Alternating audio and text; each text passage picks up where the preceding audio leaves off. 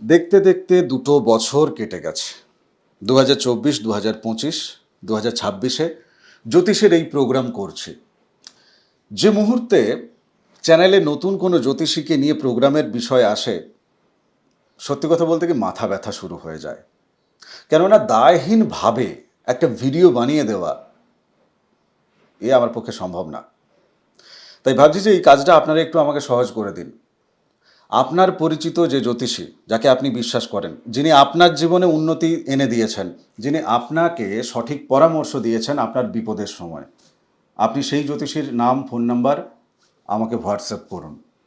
সেই জ্যোতিষীকে নিয়ে এই চ্যানেলে আমি প্রোগ্রাম করব, আমি চেষ্টা করব। তবে আজকে যে প্রোগ্রামটি আপনার জন্য আছে, চলুন সেটা আপাতত দেখে নিন। নমস্কার, নর্মদে হার, শিবকুণ্ডা মা নর্মদাকে প্রণাম জানিয়ে শুরু করছি আজকের এই এপিসোড। আজকের এপিসোডে আপনাদের জীবনকে কেন্দ্র করে নানাবিধ প্রশ্নের উত্তর আপনাদের কাছে, গোবিন্দদার মুখ থেকে আপনাদের কাছে আমি রাখার চেষ্টা করব। কোন কোন দিকে টাকা পয়সা সঞ্চয় হবে নাকি খরচের দিকে যাচ্ছে, ঋণ যারা নিতে চাইছেন ব্যবসার জন্য তারা ঋণ পাবেন, নাকি ঋণ মেটানোর দিকে যাদের ইচ্ছে আছে তারা ঋণ মেটাতে পারবেন। তো এই ধরনের জীবনকে কেন্দ্র করে, সম্পর্ককে কেন্দ্র করে নানান প্রশ্ন, তার উত্তর আজকের এপিসোডে আসবে। আপনি চ্যানেল সাবস্ক্রাইব করুন, আপনার কাছে এই অনুরোধ রেখে আমি আলোচনায় যাচ্ছি। একটা কথা বলি, মিলল কি মিলল না সেদিকে তাকাচ্ছি না, একদম তাকাচ্ছি না।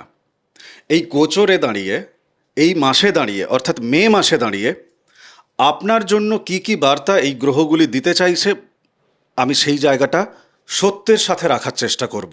কিছু তেতো, কিছু মিষ্টি, যা কিছু উঠে আসবে সেটুকুই আর কি।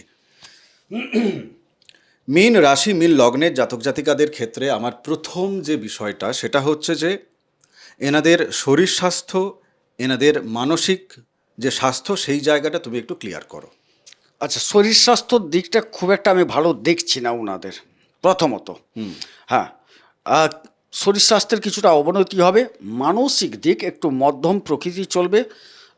সঞ্চয়মুখী, উপার্জনমুখী এরকম ভাবনাবোধ এলেও বাস্তব ক্ষেত্রে যেটা শরীর বা অন্যান্য পরিবেশগত দিক থেকে, হ্যাঁ, সেই জায়গায় একটু সমস্যা অনুভূত হবে। মানসিক কিছুটা বিভ্রান্তি, বিব্রত বাড়বে, বিব্রত ভাব আসবে। শরীরও বেশ কিঞ্চিত খারাপ হওয়ার সম্ভাবনা, বিশেষ করে একটু বলে রাখা ভালো, চর্মঘটিত, নার্ভ ঘটিত, রক্ত ঘটিত কিছু সমস্যা দেখতে পাচ্ছি। চর্মঘটিত রোগ? আচ্ছা, মানে যেগুলো কিছু হাম হতে পারে, পক্স হতে পারে, তারপরে আরো বাকি যা যা চর্মঘটিত রোগ আছে সেই জায়গাগুলো তুমি দেখতে পাচ্ছি। বেশ, আমি এই যে শরীর এবং মন মানসিকতার জায়গাটা আমি তুললাম, যেগুলো তুমি বললে, আমি ব্যাখ্যা চাইলাম না, আমি ব্যাখ্যা এবারে চাইবো, কেননা এটার সাথে কানেক্টেড আছে। অর্থনৈতিক জায়গায়, সম্পদের জায়গায়, টাকা পয়সা মানে জমানো, এই জায়গা থেকে কি ফল ওনারা পেতে চলেছেন এবং সেই ফলের জন্য পাশাপাশি পার্শ্ব প্রতিক্রিয়া কি তৈরি হচ্ছে। প্রশ্ন জটিল লাগছে তো উনি উত্তর দেবেন, জলের মতো বুঝে যাবেন। আচ্ছা, প্রথমত বলি, উনি পরিবারের জন্য করার চেষ্টা করবেন, পরিবারের উন্নতি সাধনে নিজেকে নিয়োগ করবেন। নিজ কর্মের দ্বারা উপার্জিত সম্পদ পরিবারে তিনি দেওয়ার চেষ্টা করবেন, পরিবারকে সমৃদ্ধ করার চেষ্টা করবেন। এবং এ ব্যতীত বেশ কিছু যোগাযোগ উনি সৃষ্টি করবেন বা উনার কাছে আসবে, উনার পরিবারের কাছে আসবে। সেটা হচ্ছে কি ধরনের যোগাযোগ? কিছু দূরবর্তী জায়গা থেকে কিছু যোগাযোগ পরিবারে আসবে, কিছু কোম্পানির জায়গা থেকে পরিবারে যোগাযোগ আসবে, উত্তরাধিকার সূত্রে কিছু প্রাপ্তির যোগাযোগ আসতে পারে। আচ্ছা, কিছু প্রসাধন, সাজসজ্জা ইত্যাদির যাবতীয় বিষয়ে কোনো যোগাযোগ আসতে পারে। আচ্ছা, তো তুমি এই যে কোম্পানির কথা বলছো, তার মানে তুমি কর্ম বা কাজ পাওয়া, কাজের জায়গা তৈরি হওয়া, এটাকে কি নির্দেশ করছো? অবশ্যই নির্দেশ করছি। এবং যোগাযোগ পরিবারে আসবে, পরিবারে এসে পরিবারের কেউ হতে পারেন এবং নিজে যুক্ত হওয়ার সম্ভাবনা বেশি। একদম যদি ব্যাখ্যা চাও বলবো, না হলে না, এই জায়গাটা ব্যাখ্যা চাইছি। আচ্ছা, লগ্নপতি বৃহস্পতি তিনি চতুর্থে যাচ্ছেন, অষ্টমপতি শুক্র তিনি চতুর্থে যাচ্ছেন। অষ্টম কোম্পানি নির্দেশ করে, অষ্টম মৃত ব্যক্তি উত্তরাধিকার ইত্যাদি সম্পদ কিছু নির্দেশ করে বলে গেলাম। সেইগুলোর কিছু প্রাপ্তির জায়গা পরিবারের মধ্যে এসে পৌঁছাবে। পরিবারের প্রাপ্তি মানে উনার যে কেবল উত্তরাধিকার বলছি না, উনার বাবার, উনার মার বা উনার ভাই যদি থাকে কোনো একটা সূত্র থেকে, দেখা গেল উনার একজন ভাইয়ের শ্বশুর মারা গেছে, দেখা যাবে সেখান থেকে তার বৌমা কিছু প্রাপ্তির জায়গা পেয়েছে। ইউনাইটেড ফ্যামিলি কিছু হলেও তো আসছে। পরিবারগতভাবে কিছু প্রাপ্তিযোগ দেখতে পাচ্ছি। কর্মক্ষেত্র থেকে উনার এবারে ব্যক্তিগত চলে যাই, উনার কর্মক্ষেত্র থেকে কিছু প্রাপ্তি ঘটবে, যে প্রাপ্তিটা এসে পরিবারে সংযোজিত হবে। মানে কিছু প্রাপ্তি বলতে উনি টাকা পয়সা মূলত কর্ম থেকে যে উপার্জনটা হবে, কর্ম বলতে স্বনিয়োজিত কর্ম হতে পারে, সরকারি হতে পারে, যাই কর্ম করুন তার কিছুটা উপসত্ত্ব তিনি কিন্তু সংসারে বিনিয়োগ করবেন। বিনিয়োগের জায়গাটাও বলে দিতে পারি কম বেশি করে। এটা ধরো গৃহ নির্মাণ, কিছু সম্পদ সৃষ্টি, একটা গাড়ি করা হবে, একটু বাড়ি করা হবে, একটু জমি কেনা হবে, বা একটু মায়ের চিকিৎসাটা করে নিলে এই সময় ভালো হয়, যেহেতু একটু পয়সা দিয়ে বিবিধভাবে সম্পদ সৃষ্টির জন্য হতে পারে, কিংবা কিছুটা মায়ের জন্য। বুঝতে পেরেছি। যাদের বাবা মা ধরো এর আগে অসুস্থ ছিল, আমরা 2-3 মাস আগে, আমার যতটুকু স্মৃতিতে আছে, মাস 2-3 আগে আমরা কিন্তু ওই বাবা মা তাদের শরীরের দিকে খেয়াল রাখতে আমরা এখান থেকে বলেছিলাম, ঠিক? তো সেই বাবা মায়েদের শরীর কতখানি সুস্থতার দিকে এগোচ্ছে? মায়ের শরীরটা অনেকটা সুস্থতার দিকে যাবে। বাবার ক্ষেত্রে আপাতত 12 তারিখ পর্যন্ত খুব একটা সুখকর দেখছি না। পিতৃকারক গ্রহ এখানে যে মঙ্গল উনার, তিনি খুব একটা ভালো জায়গায় নেই। তবে রবি দ্বিতীয় উচ্চ আছে, বাবার থেকে সম্পদ সৃষ্টি হবে, কিন্তু বাবার শরীরটা খুব একটা ভালো দেখাচ্ছে না। আচ্ছা, আমি কতগুলো কমেন্ট নিয়ে নিই, যে কমেন্টগুলো আপনারা পাঠিয়েছেন। একজন লিখছেন যে দাদা কেন এত ভয় দেখাচ্ছেন, আরও তো শেষ করে দিচ্ছেন, কেন করছেন বলুন, এটা প্রশ্ন করেছেন একজন। আরেকজন লিখছেন যে আরে আপনারা কি পাগল নাকি, আমাদের কি পাগল ভাবছেন? প্রথমে দেখাচ্ছেন যে গোল্ডেন টাইম, কিন্তু তারপরেই বলছেন এই খারাপ সেই খারাপ, অমুক তমুক ইত্যাদি, সর্বনাশ হবে। কেমন? এটা কমেন্ট করেছেন মীন রাশির মহাশক্তিশালী রবি এই এপিসোডে। ঠিক আছে, তো এই জায়গায় তুমি উত্তর দেবে না আমি দিয়ে দেবো? আচ্ছা, আমি একটু ভয় দেখানোর ব্যাপারটা উত্তরটা দিয়ে নিই। হ্যাঁ প্লিজ। একটা ডাক্তারের কাছে মানুষ যখন যায় না, সে যখন সুস্থ সুন্দর আছে সে যায় না। আর একটা ডাক্তার যখন একটা রোগীকে সামনে পায় বা একটা মানুষকে সামনে পায় না, সে সবসময় দেখার চেষ্টা করে এই লোকটি কি কারণে এতটা সবল, বা এর মধ্যে কি মাইনাস আছে, মানে অসুস্থতা আছে। কারণ তিনি যে বিষয়ের পারদর্শী সেই বিষয়টা বেশি চোখে পড়ে। আর এটা নেচারালি ডাক্তারের কাছে রোগটা আগে চোখে পড়বে। সুস্থ তো মানুষের থাকা একটা অধিকার, এক কথা ঈশ্বর প্রদত্ত অধিকার, যে সবাই চাই সুস্থ থাকতে। তার মধ্যে অসুস্থ হবে মানুষ বলে ডাক্তারটা সৃষ্টি হয়েছে, তাহলে ডাক্তারের দৃষ্টিটা সবসময় অসুস্থতার দিকেই পড়ে। আচ্ছা, অসুস্থ থেকে সুস্থের দিকে উত্তরণ করবেন। আমরা যারা জ্যোতিষী করি না, ভয় দেখানোর ব্যাপারটা নেই, প্রথমে আসে আপনার কোন জায়গাটা খারাপ আছে, সেটাকে কোনটাকে ঠিক করতে হবে, এটা আমাদের প্রথমে নজরে পড়ে। কারুর ক্ষেত্রে সেটা আমরা বলছি কি সাবধান হন এই বিষয়টায়, সতর্ক হন। সতর্ক হতে বলা মানে যদি কাউকে ভয় দেখানো হয়, বাবু ওখানে যাস না সাপ আছে, বলা হলো তো আপনি ভয় দেখাচ্ছেন, আরে গেলে যে সাপ কামড়াবে সেটা বুঝতে পারছে না, সেটাকে কোনো বাহাদুরি দেওয়ার দরকার নেই, বাহবা দেওয়ার দরকার নেই। বলে আপনি সাপের ভয় দেখাচ্ছেন, গিয়ে দেখো, গিয়ে যে তুমি কামড় খাবে। আমি যে সতর্ক করছি সেই সতর্কটার কোনো মূল্য নেই, অথচ সাপ আছে বলতে কিনা ভয় দেখাচ্ছে, গিয়ে দেখতে পারেন। না সেটা ঠিকই আছে, কিন্তু এই যে কথাগুলো মানে সতর্ক করা আর সতর্ক না করা, এর পেছনে একটা ব্যবসায়িক জায়গা অবশ্যই আছে। বাকি জ্যোতিষীরা হয়তো ফ্রিতে দেখে কি করে মগজমারি, আমি ওদিকে যাচ্ছি না, আমি নিজেদের মধ্যেকার এটা রাখছি। হ্যাঁ, এর মধ্যে একটা ব্যবসায়িক দিক আছে অবশ্যই। আপনারা এই কথাগুলো শুনবেন এবং আপনারা সতর্ক হবেন, এবং আপনারা সেই সতর্কতার জন্য আপনাদের জন্মছকটা সেক্ষেত্রে কি অবস্থায় আছে, জীবনে কি কি ইভেন্ট আসছে গোচর থেকে বা চিরকালীনভাবে আগামী ভবিষ্যতের দিকে তাকিয়ে আপনারা যোগাযোগ করবেন, এই ভাবনাটা অবশ্যই মাথায় থাকে। কেমন? কেন এটা আমাদের কর্ম। কিন্তু একটা সীমারেখা সেটা বজায় অবশ্যই আমি আমার চ্যানেল থেকে রাখি, বা গোবিন্দদা রাখে। চ্যানেল বলছি মানে গোবিন্দদাও সেটা রাখে। বিষয়টা হচ্ছে যে অহেতুক মিথ্যা কথা বলা হতে পারে আমাদের জ্ঞানগম্যের জায়গা থেকে, আমরা হয়তো এই গোচরকে দেখে একটু ভুল বুঝতে পেরেছি, এটা হতে পারে।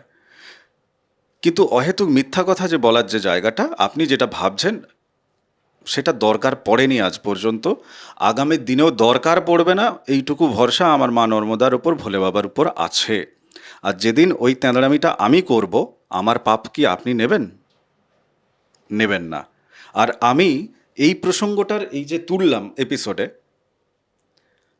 এই এপিসোডে যে প্রসঙ্গটা তুললাম, আসলে কেন তুললাম? যদি আমি মগজমারি করতাম, ম্যানিপুলেট করতাম, আপনাদেরকে ভয় দেখাতাম, তাহলে তো আমি প্রসঙ্গই তুলতাম না।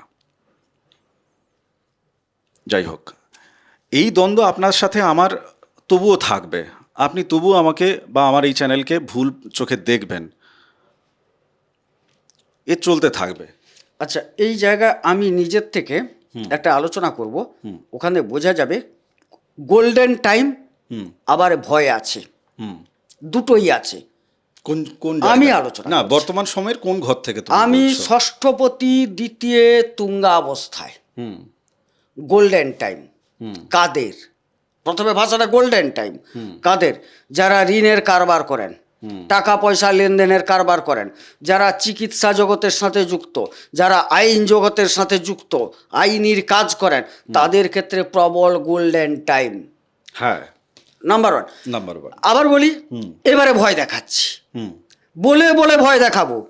যারা সাধারণ মানুষ, তাদের ঋণ হয়ে যাবার যোগ প্রবল দেখতে পাচ্ছি।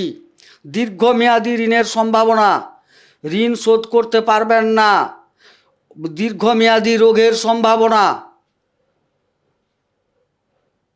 ভয় দেখাচ্ছে। দুটোই কিন্তু সত্যি বলছি। দুটোই সত্যি, দুটোই সত্যি। আমি এই প্রসঙ্গটা তুললাম এই কারণে, বিকজ অফ কমেন্ট বক্সে কমেন্ট থাকার পরে বহু মানুষ চিন্তা ভাবনা করবেন, ও আচ্ছা, তার মানে এই ধরনের কমেন্ট লিখে দেওয়া যায়। আরও অনেকে বাজে বাজে কমেন্ট লেখে, আমি সেগুলো উল্লেখ করছি না, সেগুলো ব্লক করি। এগুলো কেন করছেন? আপনি আপনার নিজের পাপ বাড়াচ্ছেন, আসলে আপনি কিছুই করছেন না ভালো কিছু আপনার নিজের জন্য, বুঝতে পেরেছেন?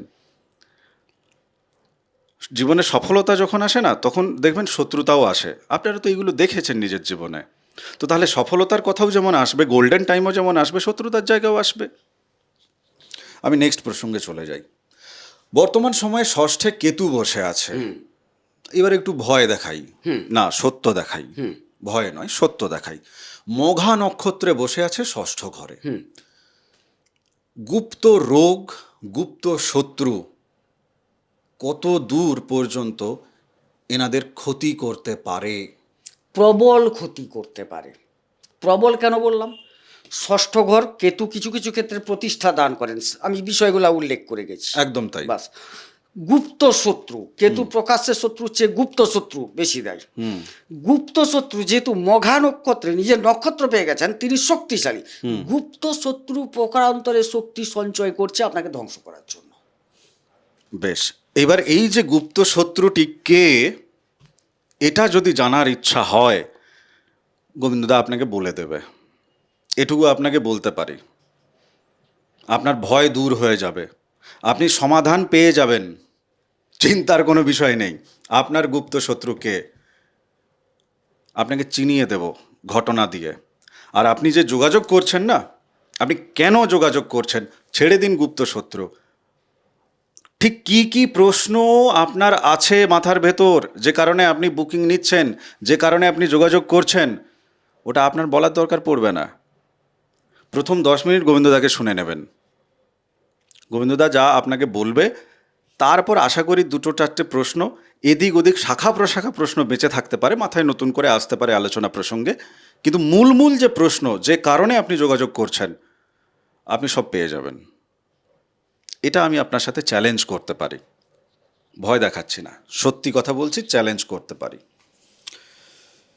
নর্মদে হর, জয় মা নর্মদা, মা নর্মদার জয় হোক। আমি মীন রাশি, লক্ষাধিক নক্ষত্রের আলোর দিশা, তাই তো? আচ্ছা, মীন রাশি, হ্যাঁ অবশ্যই। আপনি আধ্যাত্মিক মানুষ, তো স্বাভাবিক কারণে আপনি মানুষকে আলোর দিশাই দেখাবেন, আপনি নিজে আলোর দিশারইও বটে। জাগতিক দৃষ্টিতেও আধ্যাত্মিক দৃষ্টিতেও, এই নিয়ে কোনো সন্দেহ নেই। আর যদি না আপনি সেটা বুঝতে পারেন, তাহলে রিয়েলিটি আপনার কাছে এখনো পর্যন্ত ধরা দেয়নি, সেই জায়গাটা একটু গল্প আছে। পঞ্চমের জায়গায় প্রেম। প্রেম নিয়ে তুমি ঠিক কী ধরনের মানুষের সাথে এনাদের এই মুহূর্তে প্রেম হওয়ার সম্ভাবনা, এই জায়গাটা একটু বলো। প্রেমের জায়গাটা আমি খুব একটা সুখকর দেখছি না উনাদের, বেশ। এবং এটা আজকে সুখকর দেখছি না নয়, দীর্ঘ দিন ধরে সুখকর দেখছি না। অর্থাৎ প্রেমটা যদি ঘটার থাকতো তাইলে আমি বলতাম যে সুখকর। আচ্ছা, খুব বেশি যদি অভিনব জায়গায় যাই যেখানে তিনি প্রতিষ্ঠা পাবেন, সেই জায়গায় কিঞ্চিত প্রেমের মানে সম্ভাবনাটা দেখতে পাচ্ছি। আচ্ছা, মানে কর্মক্ষেত্রে। কর্মক্ষেত্রে কেউ কর্ম করেন, কর্মের তো ভাগ আছে। হ্যাঁ। আমি ধরুন একজন সঙ্গীতজ্ঞ, তিনি প্রকৃতপক্ষে যে তার কর্মটা বিলাসবহুল কর্ম, একদিকে আনন্দ করছেন, উপার্জন করছেন, হ্যাঁ, আবার অন্যকে আনন্দও দিচ্ছেন। তো সে কর্মটাকে সাধারণ চোখে আমরা খুব একটা কর্ম বলে ভাবি না, কিন্তু সেটা প্রকৃত কর্ম, তার জন্য দীর্ঘ অধ্যাবসায় করতে হয়েছে, একদম শিখতে হয়েছে। দেখা যাবে তারই সেক্টরে তার প্রেমটার সম্ভাবনা এবং তার সফলতায় আকৃষ্ট হওয়ার সম্ভাবনা। বেশ।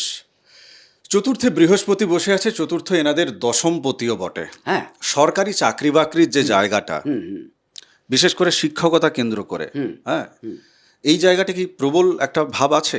সরকারি চাকুরি প্রাপ্তির তুলনায় যারা চাকুরি করছেন, চাকুরিতে আনন্দ প্রাপ্তির যোগটা প্রবল দেখছি। মানে প্রমোশন হচ্ছে, বেতন বৃদ্ধি, স্থানান্তর, দীর্ঘদিন আটকে আছে, সেই জায়গাটা আমি প্রবল দেখতে পাচ্ছি, যে চাকুরিতে একটা আনন্দ, সুখানুভব, সেইটা বেশি ঘটার সম্ভাবনা। বরং প্রাপ্তির জায়গাটাকে আমি এতটা দেখছি না। আপাতত 12 তারিখ অবধি একটা সমস্যা চলছে, তারপর 12 তারিখের পর কিছুটা হলেও ভাগ্যের সহায়তা অবশ্যই পাবেন, এবং কিছুটা পারিবারিক কর্ম বরং উনাদের কাছে ধরা দেবে। আচ্ছা, একজন প্রশ্ন করেছেন যে শরীর চাইছে নিজের জীবনে কিছু কাজ করতে, উন্নতি করতে, কিন্তু মানসিকভাবে তিনি বাধাপ্রাপ্ত হচ্ছেন, বা যে কোনোভাবেই হোক তিনি কিন্তু করে উঠতে পারছেন না। এবার উনি কি চাইছেন সেটা তো জানি না। আমি এক্ষেত্রে আলোচনা প্রসঙ্গে ধরে নিচ্ছি যে উনি একটা ব্যবসা করতে চাইছেন, স্বনিয়োজিত কর্ম করতে চাইছেন। কেননা এমনটা তো নয় যে চাকরির পরীক্ষা দিয়ে এসেছিল, অ্যাপয়েন্টমেন্ট লেটার চলে এসছে, উনার মনে হচ্ছে যে না, শরীরটা ভালো লাগছে না, যাচ্ছি না, এটা তো হবে না। তো স্বনিয়োজিত কর্ম, ব্যবসা বাণিজ্য, এই নিরিখে যদি বলো তুমি আমাকে যে শরীর চাইছে করতে কিন্তু মন কোথাও থেকে ভেঙে পড়ে আছে, এই জায়গাটার সুরাহা জন্মছকে কি করে দিলে পরে প্রতিকার উনি পেয়ে যাবেন? প্রথমত হচ্ছে কেন একটু আগে বলে দিই। হ্যাঁ, বলো প্লিজ। এখন উনাদের দেখুন, আমি ভয় দেখাচ্ছি না, উনাদের 7.5 দ্বিতীয় চরণ চলছে। 7.5 দ্বিতীয় চরণ চলছে। বেশ। অর্থাৎ চন্দ্র মিনের ঘরে আছে বলে তো মীন রাশি ধরেছি। একদম। আচ্ছা, শনি সরাসরি সেখানে উপস্থিত আছেন, একদম। তাইলে মনের উপর একটা প্রভাব করছেন, এবং এই মনের প্রভাব তিনি মন যদি করতে না যেতে চায়, প্রকারান্তরে শরীরের মধ্যে আলস্যতার সৃষ্টি করে। কথাটা খুব বুঝবে। একদম তাই, ভাবতে হবে গভীরতা। একদম তাই। আর শনি যেখানে বসে আছেন, একটা তার মধ্যে যে দীর্ঘসূত্রিতা হবে, আচ্ছা পরে যাব, ভাবনাটা মাথার, শরীরটাকে বলছে তুমি পরে যাব, এই পর করতে করতে এটাকে দেরি হয়ে যাচ্ছে, ডিলে হয়ে যাচ্ছে। অথচ দেখতে হবে কে, শনি কিন্তু কর্মকারক গ্রহ, তিনি পৌঁছেছেন মানে খাটাবেন, কিন্তু মনের উপর এমন একটা প্রভাব আছে, মন চাইছে না, এই কারণে মন চাইছে না। এখানে দেখতে হবে উনার কুণ্ডলিতে প্রথমত চন্দ্র কি অবস্থায় আছে। মানে চন্দ্র তো বসে আছে কিন্তু 3টে নক্ষত্র পেয়েছে, তারপর শনি এখন বসে আছে চন্দ্রের সাথে, এই জায়গায় মঙ্গল আছে। মঙ্গল আর চন্দ্র কিন্তু একটা মহালক্ষ্মী যোগ তৈরি করে, কিন্তু শনি চন্দ্রে কিন্তু খারাপ যোগ, বোঝা গেল, বিষ যোগ তৈরি হয়ে যাচ্ছে। এবারে সেই জায়গায় দেখা যাচ্ছে শনি মঙ্গলে একটা বিষ যোগ হচ্ছে, শনি চন্দ্রে একটা বিষ যোগ হয়ে যাচ্ছে। তাহলে আপনি যতটুকু চাইছেন একটা মহালক্ষ্মী যোগকে অর্জন করতে, সেটা মনটা পারছে না। সেটা এই প্রসঙ্গে আমি একটা কথা যোগ করি। আমি অন্যান্য এবারের এপিসোডগুলোতেও যেটা বলছি আর কি, যে কর্মের দ্বারা যদি আমাদের প্রারব্ধ তৈরি হয়, মানে ভুল কর্ম বা সঠিক কর্মের দ্বারা প্রারব্ধ, মানে কিছু কর্মফল তৈরি হচ্ছে, হ্যাঁ, তার ভালো ফল পাবো কি খারাপ ফল পাবো সেটা আমরা কর্মের দ্বারাই পূর্বজন্মে করে এসেছি, বা আজ যে বয়সে দাঁড়িয়ে আছেন আপনি এর 5 মিনিট আগেও যে কর্মটি করেছেন তার ফলও কিন্তু আপনি এই জীবনে বয়ে নিয়ে যাচ্ছেন। প্রতিকার প্রতিবিধান হিসাবে কিন্তু কর্মফলকে ভালো কর্ম কাটে, মানে খারাপ কর্মের যে খারাপ ফল তাকে ভালো কর্মের দ্বারা সমাধান করা যায়, তাই না? ধরো তোমার কাছে আমি একটা অন্যায় করেছি, আমি যদি তোমার কাছে গিয়ে বলি দাদা আমাকে ক্ষমা করো, তুমি আমাকে বললে যে আচ্ছা ঠিক আছে ক্ষমা করলাম, যখনই বললে তখন কিন্তু আমার প্রতি তোমার যে খারাপ লাগাটা ছিল আর আমি যে তোমার কাছে খারাপ কর্মটি করেছিলাম ওই জায়গাটা তাহলে কেটে গেল। হ্যাঁ, অবশ্যই। এবারে এনার ক্ষেত্রে যে সিচুয়েশনটা দেখা যাচ্ছে, বা আপনাদেরও অনেকের ক্ষেত্রে, মানুষ কি তার নিজের ভালোটা জানে না? জানে, অবশ্যই জানে। কিন্তু নিজে নিজেকে অতিক্রম যেখানে করতে পারে না, কর্ম দিয়ে, ভালো কর্ম দিয়ে, ডিসিপ্লিন দিয়ে, এবং কিছু কিছু জিনিস আছে ব্ল্যাক ম্যাজিক ইত্যাদি ইত্যাদি, এই ধরনের মগজমারি যেগুলো আছে অদৃশ্যভাবে আপনার 12টা বাজিয়ে রেখে দিয়েছে, ওখানে না আমি যদি আপনাকে বলি যে আপনি সোনামোনা হয়ে যান, আপনি চাইছেন হতে, আপনি পারছেন কোথায়? সেখানে তো প্রতিকারের কথা বলতে হবে। আমরা এখানে ঈশ্বরীয় প্রতিকার দিই, কবচ দিই, বলবো না, কিন্তু তার জন্য আপনাকে ভয় দেখাচ্ছি না। এই যে কর্ম না, কর্মের একটা ছোট্ট খালি 2 লাইনের গল্প বলি। কর্মের কতটা প্রয়োজন আছে। হ্যাঁ, মহাভারতে যুদ্ধ হয়েছিল, কর্ণ মারা গেলেন, একটা সময় তো মারা গেলেন অর্জুনের দ্বারা। মারা যাওয়ার পর তিনি স্বর্গে চলে গেছিলেন।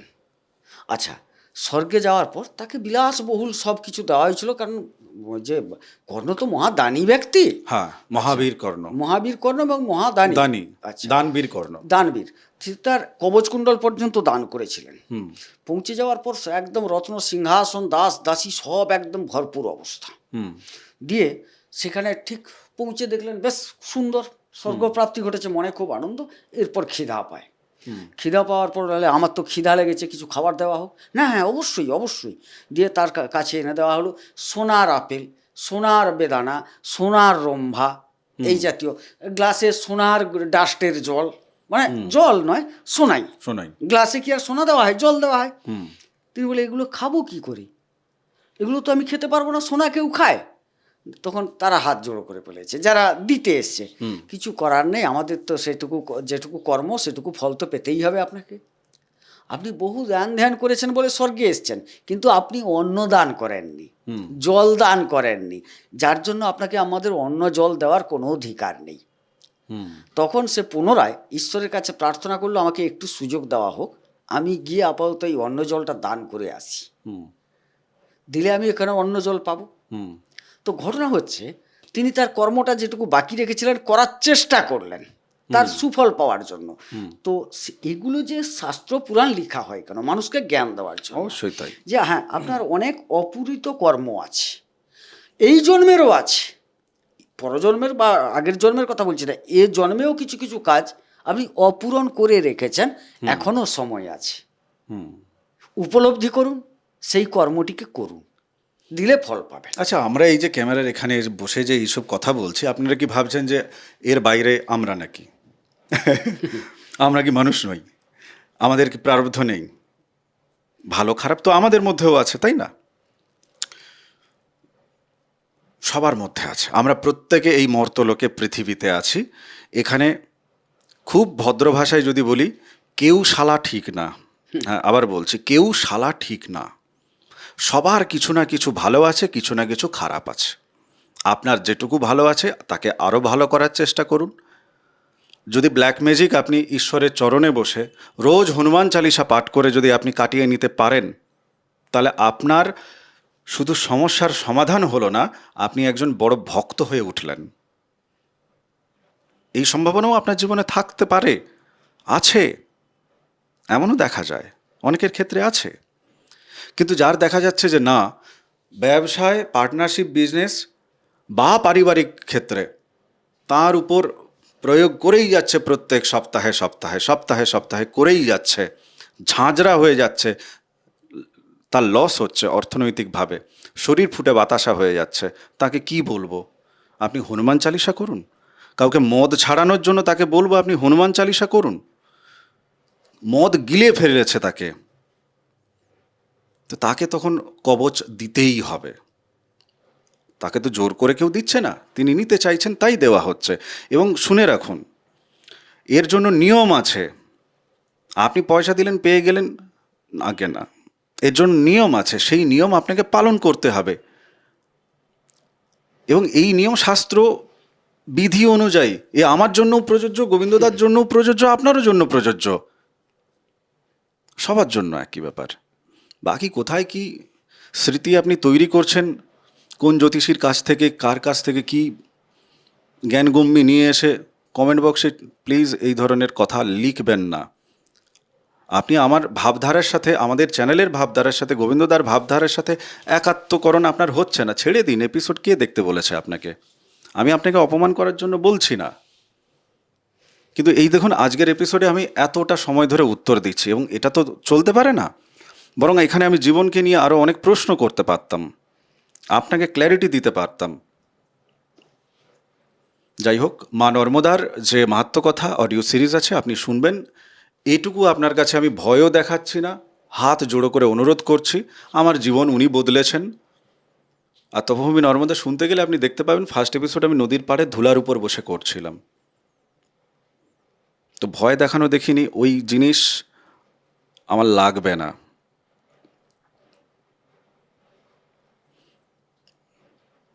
ভালো থাকুন, সুস্থ থাকুন, ভক্তির পথে থাকুন। নমস্কার। নর্মদে হর। নর্মদে হর।